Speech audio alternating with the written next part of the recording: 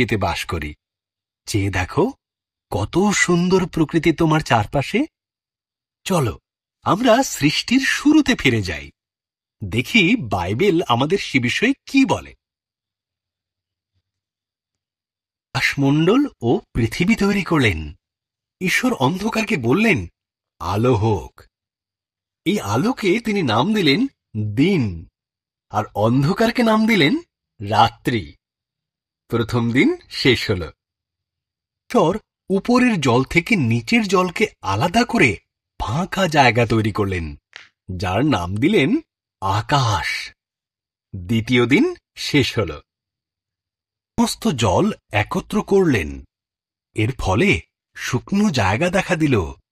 তিনি শুকনো জায়গার নাম দিলেন ভূমি, আর জমা জলের নাম দিলেন সমুদ্র। তারপর তিনি তৈরি করলেন ঘাস, শস্য ও গাছপালা। তৃতীয় দিন শেষ হল। বিভিন্ন আলো তৈরি করলেন, দিনের জন্য সূর্যকে আর রাতের জন্য চাঁদ ও তারাদের তৈরি করলেন। চতুর্থ দিন শেষ হল।